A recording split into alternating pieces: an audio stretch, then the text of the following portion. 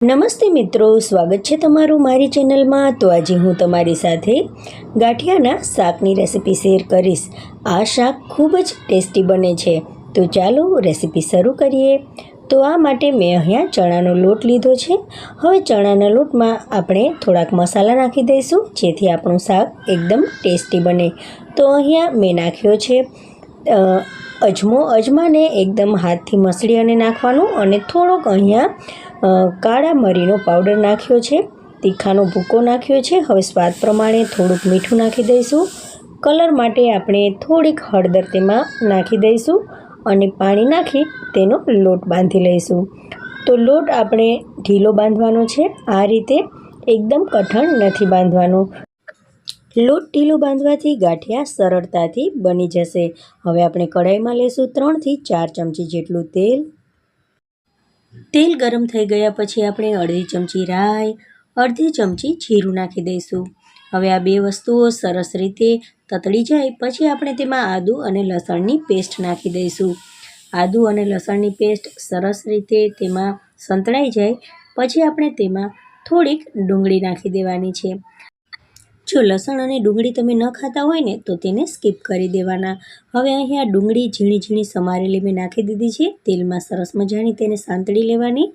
થોડીક વાર આ રીતે ડુંગળી સંતળાઈ જાય પછી તેમાં નાખીશું ટમેટાં। તો અહીંયા એક ટમેટું નાખ્યું છે મેં। ટમેટાથી આપણા શાકનો સ્વાદ સરસ મજાનો ખટુંબળો આવશે। હવે ટમેટાં છે તે એકદમ સરસ મજાના પોચા થઈ જાય ત્યાં સુધી આ રીતે તેલમાં ચલાવતા રહેવાનું છે। તો અહીંયા તમે જોઈ શકો છો કે ટમેટાં એકદમ સરસ મજાના પોચા થઈ ગયા છે। હવે આપણે તેમાં અડધી ચમચી હળદર નાખી દઈશું।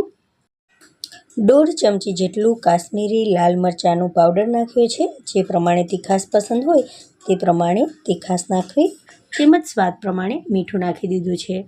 ધાણા જીરાનો પાવડર નાખ્યો છે 1 ચમચી જેટલો। હવે આ બધી વસ્તુઓને સરસ રીતે આપણે ડુંગળી અને ટમેટાં સાથે મિક્સ કરી દેવાની છે, અને 30 સેકન્ડ માટે આ રીતે ચલાવતા રહેવાની છે।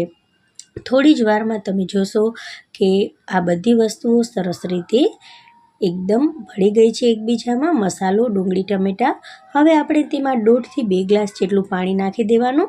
જે પ્રમાણે તમારે રસાવાળું શાક બનાવવું હોય તે પ્રમાણે પાણી તેમાં એડ કરવાનું।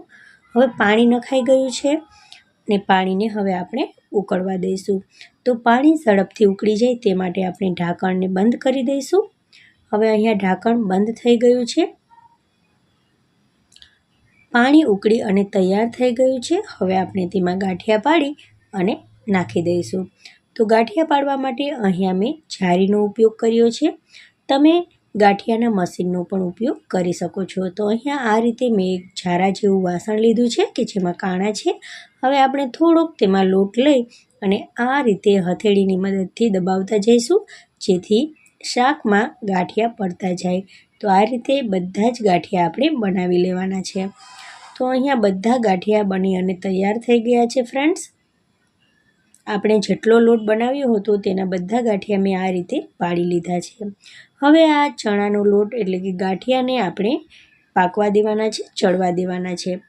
તો 5 થી 6 મિનિટ આપણે શાકને આ રીતે ચડવા દઈશું, તેમાં થોડીક કોથમરી નાખી દઈશું। 5 થી 6 મિનિટ પછી તમે જોઈ શકો છો કે આપણું શાક એકદમ સરસ મજાનું બની અને તૈયાર થઈ ગયું છે। ડીશમાં સર્વ કરી લઈએ। મિત્રો, તમને જો મારી આ રેસિપી ગમી હોય તો મારી ચેનલને લાઇક, શેર અને સબસ્ક્રાઈબ જરૂરથી કરજો। Thank you for watching.